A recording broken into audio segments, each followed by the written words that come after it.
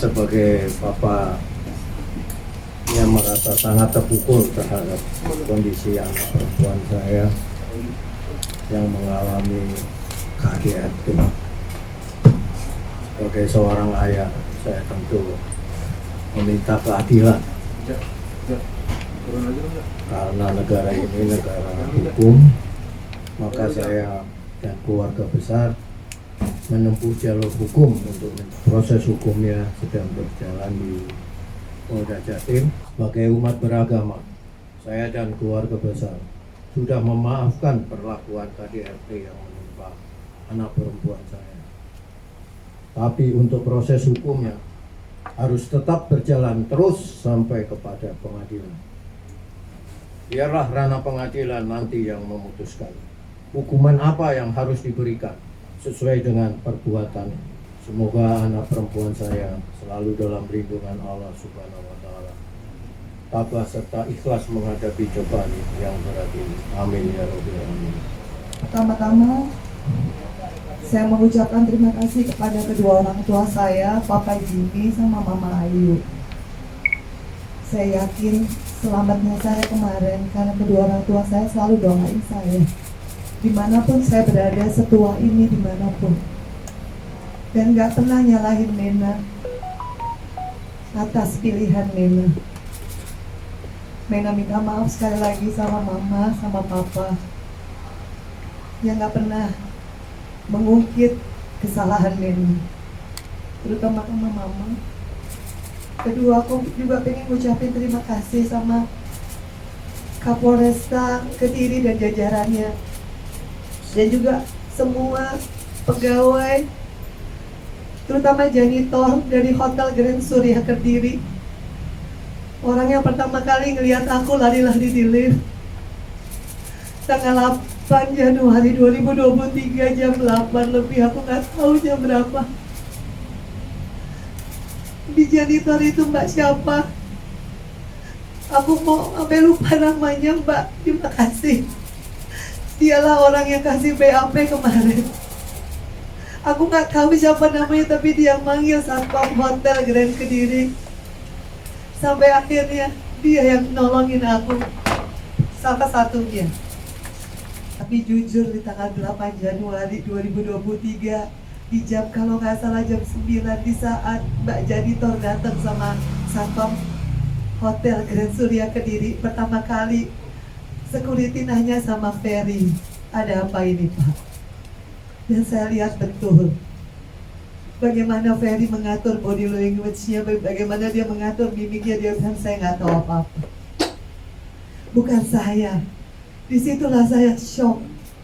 Disitulah saya sadar ini bukan imam saya. Tapi saya masih nunggu kehadiran polisi, dan benar nggak berapa lama setelah saya bisa berhasil menghubungi lewat video call, dan kebetulan yang ngangkat adalah ketua DPD dari partai. Dia kaget disangka saya kecelakaan. Saya bilang saya bukan kecelakaan, saya disakitin sama suami saya, tolong saya. Akhirnya polisi datang sama Mas Didi namanya. Dia saya rasa orang kedua yang melihat saya berdarah-darah via video call.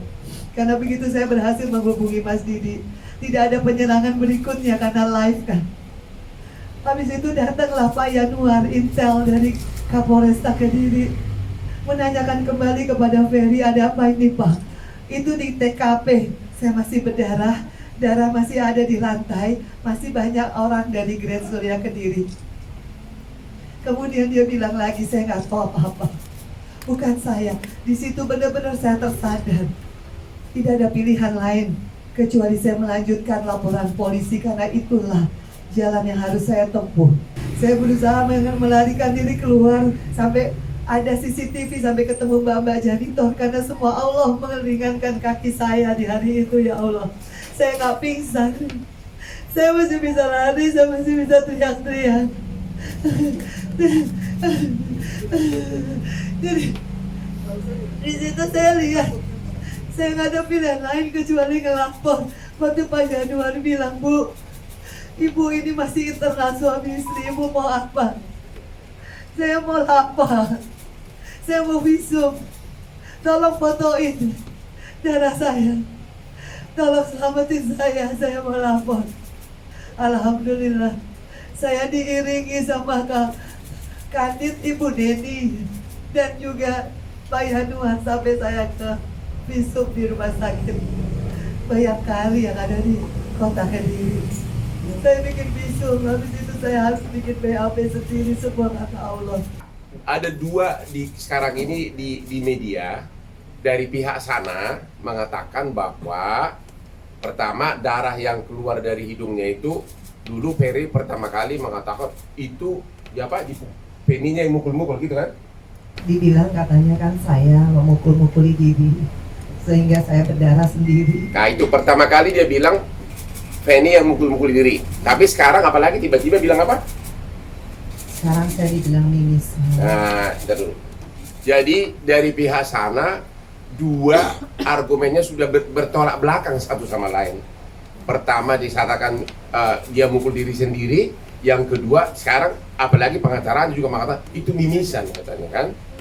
Sampai akhirnya saya ke Polda juga semua dimudahkan sama Allah. Saya masih bisa ingat semua kejadian per kejadian dan selalu konsisten omongan saya, ucapan saya, karena semua Allah yang benar-benar nolong hidup saya.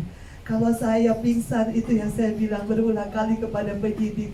Bapak bisa bayangkan kalau saya pingsan, apa yang terjadi. Sementara dua orang yang menanyakan kepada Ferry ada apa, dia selalu bilang tidak, bukan saya melakukan.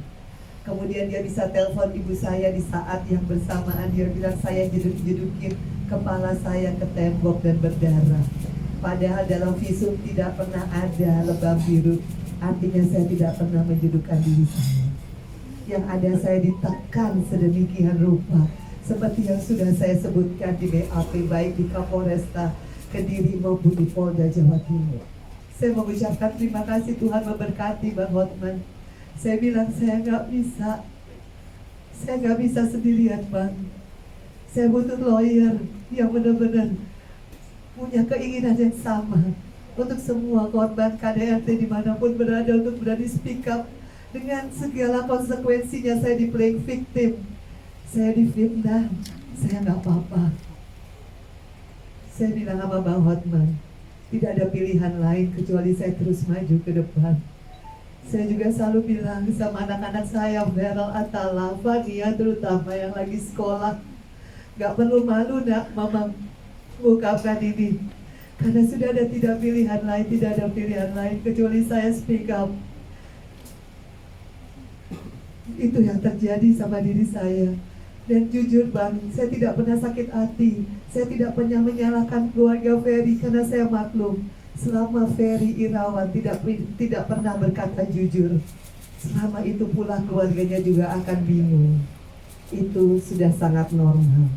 Makanya saya waktu Bang Hotman tanya kapan Ferry mengaku bersalah, dia buat video di saat dia ditahan di Polres Kediri. Dia buat video, ada berapa video, meminta maaf kepada saya. Saya juga nggak tahu kenapa video itu beredar. Yang seperti kalian lihat, kalau orang tidak bersalah, buat apa dia minta maaf sampai menangis? Kedua, pada saat saya bikin BAP di Polda Jawa Timur, dia tiba-tiba bersujud. Ada 10 orang di dalam ruangan itu kalau nggak salah. Ada Pak Suwancono sebagai Kanit Polda Jawa Timur, ada Ibu Mas Cita yang buat BAP, ada Atala di depan saya, ada semua polisi itu di ruangan Kanit. Dia bersimpuh, kemudian dia bilang, jadi bukan saya sendiri yang mendengarkan, boleh ditanya orang yang masih hidup semua. Pertama kali Ferry bilang, Nena, Abi orang kecil, Abi orang miskin, maafin Abi. Langsung saya bilang, Abi nggak ada hubungannya sama miskin dan kecil, karena saya tidak pernah melihat itu. Abi akui, Abi sering meeting saya sampai saya sakit tulang rusuknya. Ngaku nggak Abi? Saya nggak bisa ngerekam karena di Polda tidak boleh ada handphone. Ngaku nggak Abi? Kalau Abi nggak ngaku kita nggak usah ngomong. Kemudian dia mengaku, iya, Abi akui. Saya tanya sama Pak Yanuar, dengar Pak Yanuar? Semua dengar? Iya.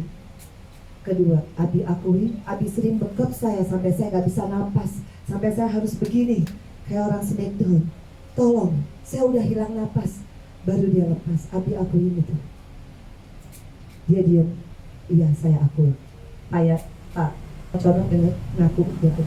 Yang ketiga, Abi akui kalau Abi tanggal 8 Januari pas kita berantem, Abi angkat, Abi dorong saya, Abi tindih badan saya sehingga saya nggak bisa bergerak, kaki saya, Abi pegang tangan saya, itu semua di BAP sudah saya reka ulang sama Polwan di sana.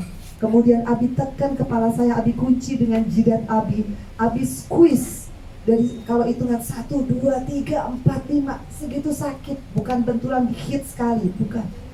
Sampai saya lihat atap dari yang putih warnanya tembok sampai hitam karena sakit. Sampai saya bilang, Abi ini kayaknya tulang hidung saya geser atau patah, Abi tolong.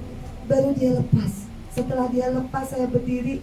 Pertama yang saya rasakan hangat dan kemudian darah begitu mengocor keluar seperti air bah. Saya juga, itu bukan mimisan sama sekali. Makanya sampai ke lantai, sampai ke handuk, sampai ke kaos yang saya pakai manset, sampai ke spray. Alhamdulillah saya sudah diambil DNA darah saya. Setelah selesai saya diopname 4 hari di Mitra Keluarga Surabaya. Disamakan DNA saya. Jadi yang di lantai darah saya,